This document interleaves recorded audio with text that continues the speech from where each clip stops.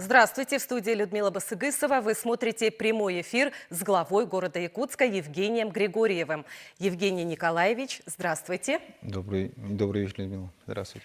А я напоминаю, что мы работаем в прямом эфире. Телефон в студии 320202. Звоните и задавайте ваши вопросы. Прямую трансляцию нашей передачи вы также можете смотреть на нашем YouTube-канале и на нашем сайте ГТРК Саха. Евгений Николаевич, через неделю будет месяц, как вы официально вступили в должность главы города Якутска. Перед вами стоят большие задачи. Каким вы видите город в ближайшие годы?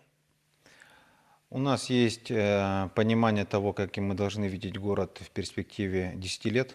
Сегодня идет на финишной стадии подписания указа о социально-экономическом развитии города Якутска Илдарханом.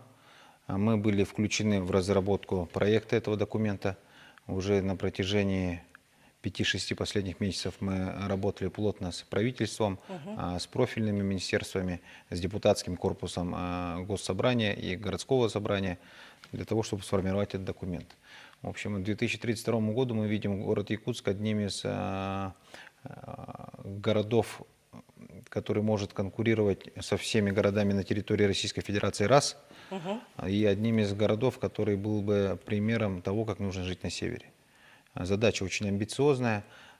Те проекты, которые сформированы в портфель и описаны в этом указе, они действительно могут способствовать качественному скачку, квантовому скачку в части социально-экономического развития города Якутска.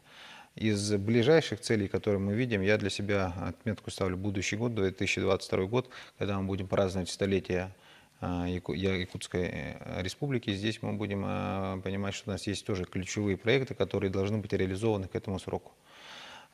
Плюс для себя я ставлю 5-летний план, который был описан в большей части в моей предвыборной программе. И мы сегодня уже имеем дорожные карты по тому, как исполнять эти задачи в 5-летнем плане. То есть к следующему десятилетию, к 2032 году, к 400-летию города Якутска, да, мы будем понимать то, что в городе Якутске действительно не должно быть ветхого аварийного жилья из практики. Мы должны быть городом, в котором практически 100% дорог будут соответствовать нормативам. Мы должны будем реализовать ключевые масштабные проекты, такие как рекультивация свалки, строительство мусоросортировочного завода. Мы должны будем разобраться с вопросом нехватки газовых мощностей, решить вопрос водоотведения города Якутска, разобраться с вопросом берегоукрепления, то есть дать людям ту возможность, которую они заслуживают в городе Якутске. Евгений Николаевич, поговорим о работе коммунальных служб. Какая сейчас работа ими проводится? Ведется ли откачка талых вод, уборка снега? Да, у нас планово эти работы, весенние работы, которые запланированы с пропуском талых вод, они идут в плановом режиме. Мы в этом году начали немного раньше работы по трехмесячнику санитарной чистки. Мы начали эту работу в первой неделе февраля. И до 1 июня у нас на территории города Якутска идет трехмесячник санитарной чистки. Вместе с тем мы сегодня усиляем работу в связи с тем, что у нас апрель выдался аномальным в части осадков снега. Снега оказалось в 4 раза больше месячной нормы за те выходные, когда был сильный снегопад. И в этом понимании мы для себя фиксируем то, что сегодня, в принципе, мы шли с опережающими темпами. По большому счету, мы до этого снегопада город в большем объеме от снега очистили. Силами управляющих компаний, силами Якутдорстроя, силами управ. Сегодня мы ведем работу плановую. Из лотков, которые необходимо пропарить, практически 80% пропарены. Все насосы, которые должны были быть установлены, установлены. Сегодня идет откачка, порядка 10-11 машин ежедневно выходит в 2 смены и откачивают заниженных мест. Но это, к сожалению, объективная реальность нашего города. На сегодня мы находимся в низине, в равнине, и у нас есть заниженные места, которые, есть, с них надо откачивать. Эта работа ведется в плановом режиме. Безусловно, резкие перепады температуры, днем тепло, ночью холодно, плюс обильное количество снега вызвало некие сложности. И это, конечно, проблема существующая. Но, тем не менее, мы в этот снегопад для себя определили ключевую задачу обеспечить движение общественного транспорта бесперебойное, обеспечить доступ людей, подъезды к социальным объектам, это больницы, школы, детские сады. Что это было сделано, значит, мы вводили режим повышенной готовности. А вместе с тем сегодня, ну, вот, если сказать по большому счету, мы в ближайшее время должны навести уже полностью порядок. И такие вот эксцессы открыли в другом свете следующие проблемы. Да, у нас, в принципе, в городском округе у коммунальных служб очень сложный вопрос с техникой. Последний раз техника Якутдурстрой обновлялась в 2013 году. Соответственно, вот уже почти 10 лет техники. Для техники, которая работает 365 дней в году, практически 24 часа в сутки, это большой срок. Поэтому такая же история у нас касаемо техники жилкомсервиса, которая занимается откачкой, там, ну, по большому счету, АСМ-ками. Да, и вот я для себя зафиксировал задачу, того, что нам необходимо выработать программу обновления коммунальной техники в городе Якутске. Мне сообщают, что поступил первый звонок. Здравствуйте, вы в прямом эфире, задавайте ваш вопрос. Алло, здравствуйте. Слышно, да? Да-да. Добрый вечер. Меня зовут Гаврил Захунаев. У меня такой вопрос.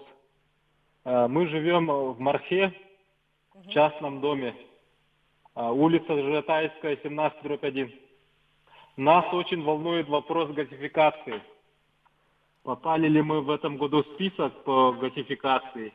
Если нет, то когда? Спасибо за звонок. Да, добрый вечер, Гаврил. У нас плановая работа в этом году будет проведена по устранению дефицита пропускной способности газа.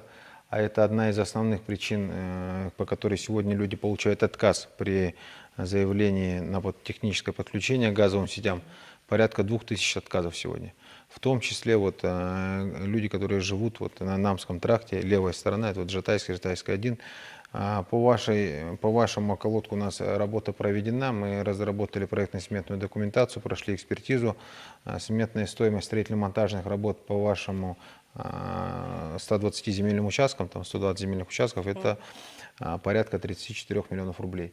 Благодаря совместной работе с Министерством промышленности и в целом правительством республики, депутатскому корпусу Илтумену, эти деньги будут доведены до городского бюджета, и в этом году будут проведены работы, вы в этом году будете подключены к газовым сетям. В городе завершается отопительный сезон. Как вы его оцениваете? В целом хорошо. В целом отопительный сезон у нас в этом году был и по времени протяжен, и по показателям низких температур он проверил нас на прочность. Все мы помним январь с его морозами, то есть практика показала то, что раз в 30 лет у нас происходит вот такое долгое устойчивое сохранение низких температур. В целом мы справились с этой задачей, то есть и сети выдержали, и котельные работали, всех ресурсоснабжающих организаций. Единственный эксцесс был у нас 25 января на котельной птицефабрике. В результате скачка электроэнергии у нас там произошло остановка насосов, в результате чего практически около суток у нас там район птицефабрики оставался с проблемами, связанные с подачей тепла от котельной. Тем не менее, мы благодаря слаженной работе теплоэнергии, благодаря слаженной работе управляющих компаний и в целом предприятий жилищно-коммунального блока не только города, но и республики, не удалось не допустить чрезвычайной ситуации. Поддерживалась температура, необходимая практически во всех домах, а это 47 многоквартирных домов, 115 частных домов, 2 социальных объекта. Вот, запустили ее котельную ближе к вечеру, ну и все было восстановлено. В целом на этой котельной в этом году будут проведены большие ремонтные работы, порядка 90 миллионов рублей отправим на модернизацию ее. Уже сегодня мы начали подготовку к следующему отопительному сезону. уже выработана дорожная карта, определены ремонтные программы социальных объектов, там, подводящих сетей, где будет проводиться работа сейчас с началом строительно-монтажного сезона. В середине мая ожидается ледоход на Лене в районе Якутска. Снега выпало много, поэтому обещают, паводок будет такой непростой. Какая работа сейчас ведется к весеннему половодью? Сегодня мы провели большую работу относительно учений. У нас были проведены учения по линии МЧС Российской Федерации. Мы с той задачей, которая была поставлена МЧС республиканскому, городским службам, мы справились с той частью, которую должны были отработать город Якутск по учениям.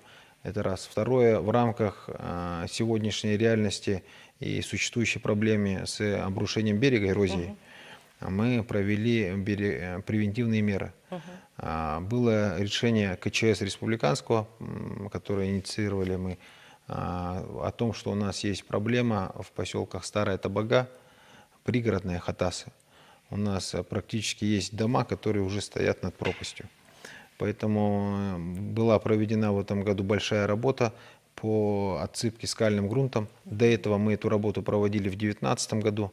Как показало, 2 паводка оно выстояло, и удалось остановить эрозию грунта. Поэтому мы в этом году практически километр 300 по 3 населенным пунктам отсыпали. В ближайшее время работы будут завершены. В Старой Табаге уже закончено, осталось закончить пригородными в Хатасах. Там процент исполнения уже практически 95%. В ближайшие дни это будет закончено. Поэтому 25 миллионов рублей целенаправленно, но это является лишь превентивной мерой. Комплексно нам необходимо, конечно, строить берегозащитные сооружения, попросту говоря, дамбы, как на улице Чернышевского. Эта задача глобальная и очень дорогая. Вот только по 4 населенным пунктам, которые я назвал, плюс 4-й это Тулагина, нам необходимо разработать сначала проектно-сметную документацию, чтобы попасть уже в федеральное финансирование. Вообще, если понимать и разграничивать ответственность, то река у нас это федеральные полномочия, береговые защитные сооружения тоже федеральные полномочия. Но тем не менее мы понимаем, что мы здесь, это горожане живут, мы понимаем то, что сегодня мы сделаем проектно-сметную документацию и заявимся уже к федералам с готовой проектно-сметной документацией. Порядка 160 миллионов рублей нужно только на проектно-сметную документацию, уже не говоря о самом строительстве объектов. Поэтому это очень масштабная работа, но она должна быть сделана, поскольку от этого зависит не только паводок и прохождение, сохранение домов на первой линии, но и избавление от так называемой зоны затопления. У нас сегодня порядка 9 тысяч земельных участков попадает под зону затопления, и у людей, которые имеют там по праву собственности свои земельные участки, есть обременение по реализации своих прав. Они не могут сегодня строить там жилье. В Росреестр это занесено. Значит, Министерство экологии ввело расчет на то, что есть вероятность паводка, который может произойти раз в 100 лет. И в эти границы попадает практически 9 тысяч земельных участков. Поэтому задача по берегозащитным сооружениям, она есть одна из стратегических задач для администрации города, республики. Еще один телезритель дозвонился до нас. Здравствуйте. Задавайте ваш вопрос. Меня зовут Маргарита Нифонтова. Обращаюсь к вам с таким вопросом. Казалось, мы живем в самом центре столицы, а ощущение, что у нас во дворе вообще после бомбежки. Это двор, дом Магистральский 7/1. У нас ни детской площадки, ни тротуаров, про подъездные пути вообще молчу. Хотелось бы узнать, когда займутся нашим двором и куда обращаться. Спасибо за звонок. Да, спасибо за вопрос. Действительно, этот вопрос для жителей города Якутск это не новость. Да? То есть у нас сегодня общая проблема с состоянием дворовых территорий оставляет желать лучшего. Здесь нужно понимать то, что необходимо не точечно решать, а вводить комплексное решение. Я для себя беру в пример и показателем программу, которая реализуется в Республике Татарстан. Там есть программа президента Татарстана, которая называется «Наш двор». по которой идет вот плановая работа по наведению порядка, ремонтов в дворовых территориях. По идее, в городе Якутске нужна такая же программа. Мы сегодня ведем диалог вот я буквально вчера разговаривал с Арсением Сергеевичем на эту тему. Отрадно, что Арсений Сергеевич поддерживает это направление. Мы, я думаю, в ближайшее время запустим по аналогии такую программу, чтобы навести порядок вот в дворовых территориях города Якутска. Мы со своей точки зрения готовы софинансировать все это дело в рамках нашей трехлетки благоустройства. Да, вот я как раз у меня есть вопрос. Совместно добавлением денег с республиканского бюджета мы пойдем в 2 раза, в 3 раза быстрее, чем мы запланировали сейчас по трехлетке. Вот как раз в Якутске объявлено трехлетие благоустройства и озеленения. Что планируется? Вот по трехлетию благоустройства мы для себя принципиально, вот исходя же из обратной задачи, из той проблемы, которой чаще всего сталкиваются жители, это дворовые территории. Да? В основном мы планируем заниматься дворовыми территориями и для себя определили, что вот порядка 600 миллионов в течение 3 лет мы будем инвестировать в дворовые территории, в общественное пространство, в озеленение. Сегодня я вижу это немножко шире, и с учетом того, что есть поддержка от руководства республики, я хочу эту программу расширить и сделать ее республиканской, для того, чтобы мы могли делать этой программой, такую же, как в Татарстане, программа Илдархана, по которой вот мы будем заниматься наведением порядка в дворовых территориях города Якутска. Потому что для каждого жителя двор – это его родной. Сегодня нужно понимать, что объективная реальность такова, что управляющие компании сами это сделать не могут. По идее, в тарифе, который заложен там по платежам, мы, как жители многоквартирных домов, платим. Управляющая компания должна через фонд капитального ремонта либо своими силами асфальтировать те же проезды и прочее, но этого не происходит. Сегодня они себе этого позволить не могут. Да? Поэтому вот такая работа ведется. Я думаю, в ближайшее время мы анонсируем результаты. Перейдем к национальному проекту «Безопасные и качественные автомобильные дороги». Сколько в этом году отремонтируют километров, сколько средств выделено и где-то уже начались ремонтные работы? Да. У нас в этом году знаковый год по национальному проекту. У нас будет побит абсолютный рекорд, то есть мы из года в год для себя берем задачу выше. В этом году в послании Государственному собранию Илдархан поставил задачу отремонтировать не менее 40 километров в городе Якутске. Мы эту задачу исполняем. Для себя мы сформировали новый паспорт проекта на 2021 год. В него вошло 44 улицы, и общий километраж получился порядка 43 километров, 42 200, чуть больше 42 километров. В денежном выражении это составляет около 2 миллиардов 200 миллионов рублей. Безусловно, это объем работ, который требует максимальной выкладки и профессионализма со всех структур, которые вовлечены в это дело. Начиная от подрядчиков, заканчивая службой заказчика, ресурсоснабжающими организациями, организацией подъездных путей, общественным транспортом, ГИБДД. Вот мы в большой этой команде ведем эту работу. Собственно говоря, сегодня работа уже ведется на части объектов. Сегодня в полный рост мы работаем на окружном шоссе. Идет подготовка дорожного полотна. Мы сегодня провели работы по Ивана Кульбертинова по перекладке водопропускных труб. Ну и в принципе сегодня активная фаза контрактации. Да? То есть пока еще на улице холодно, рано приступать к асфальтовым работам, и не произошла еще оттайка грунта. То есть там, где надо заходить с ремонтом, пока рано. Мы сегодня имеем объем контрактации порядка 80%. Это гораздо лучший показатель, чем в 2019-2020 году. В этом году мы учли все те уроки, которые были получены в 2019 году и в 2020. То есть в 2020 году мы отконтрактовались вовремя, но пандемия, не успели завести рабочих. В этом году все основные подрядчики своих работников уже завезли. Работники здесь, плюс те работники, которые работали в прошлом году из местных, они тоже будут вовлечены в этот процесс. Как мы помним, в прошлом году очень хорошо отработали студенты. В этом году они тоже будут вовлечены в этот процесс. Поэтому вот мы готовы работать, и прошу отнестись с пониманием жителей города Якутска, гостей столицы. В строительно-монтажный сезон, конечно, будет затруднено движение по улицам города Якутска, но тем не менее это то, что нужно сделать. Да? То есть у нас есть отличный шанс, используя федеральные средства, республиканские средства, сделать качественный скачок по состоянию уличной дорожной сети в городе Якутске. Поступил еще один звонок. Здравствуйте, вы в прямом эфире, задавайте ваш вопрос. Здравствуйте. Я живу 17 квартала. Хотела бы узнать, Семен Данилова, 6, дом. Когда, интересно, он снесется? Снос. Мгм. Спасибо за звонок. Да, добрый вечер. Прежде чем ответить на ваш вопрос, я вот вопрос, который предыдущий зритель задавал, мы ответили в общем, да. Петра Алексеева 7/1 у нас включено в программу в этом году. В этом году будут проведены работы в дворовой территории Петра Алексеева 7/1. Семен Данилова 6, я сейчас вот адресно не могу сказать, в каком году вы уйдете на переселение. Нужно посмотреть, в каком году у вас дом обрел статус аварийного. То есть здесь подход один. Он сегодня реализуется на территории города Якутска второй этап программы переселения. В него попали дома, которые получили статус аварийного с 1 января 2012 по 1 января 2017. Если ваш дом был признан аварийным в этом промежутке времени, мы вас переселим до 2023 года.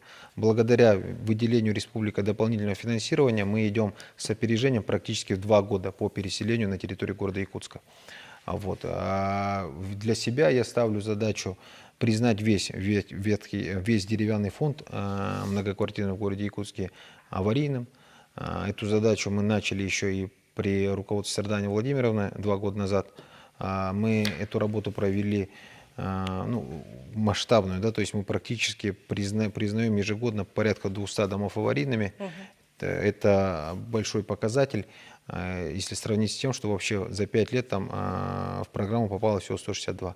Проблема была в том, что люди не хотят платить, не могут оформить документы. Мы сегодня в рамках нашего бюджета за людей платим сами, документы оформляем, помогать сами. То есть все делаем практически. Надо просто заявиться к нам. И в ближайшие 1,5-2 года я хочу закончить эту работу и сказать, что в Якутске все дома деревянные аварийные. Надо что-то применять иные подходы по реновации. А если затронуть в целом строительство недвижимости в Якутске, какими темпами оно идет? Потому что квадратный метр уже достигает 140 тысяч рублей. Да, смотрите, у нас сегодня тренд, связанный с увеличением стоимости на жилье, он зафиксирован на территории всего Дальнего Востока, раз в связи, во-первых, с вводом дальневосточной ипотеки, что способствовало объективным рыночным процессам, высокий спрос, недостаточное количество предложения побудило к увеличению стоимости. Это раз. Второе, как можно регулировать эту стоимость? Как необходимо вести плановую работу по снижению стоимости. Мы сегодня понимаем, что рыночная экономика требует того, чтобы было больше предложений на рынке. Исторически сложилось так, что город Якутск дает порядка 50-60% от общего объема вводимого жилья на территории республики. Это порядка 300 тысяч квадратных метров. Какой-то год это больше, какой-то год это меньше. Да? Но в принципе прошлый год, 2020 год, был для строительной отрасли самым сложным, ввиду того, что мы перешли до этого на проектное финансирование и застройщики перешли на эскроу счета. И для того, чтобы не попадать под эскроу счета, а строить по правилам 214 ФЗ долевого участия граждан, быстро нагнали разрешение строительства в предыдущие года. Поэтому мы фиксировали в 2019 году рекордное увеличение количества введенного жилья. Только объектов было введено порядка 370 тысяч квадратных метров. Для сравнения, в прошлом году это было 280. Я для себя веду аналитику по выданным разрешениям на строительство на многоквартирное жилье.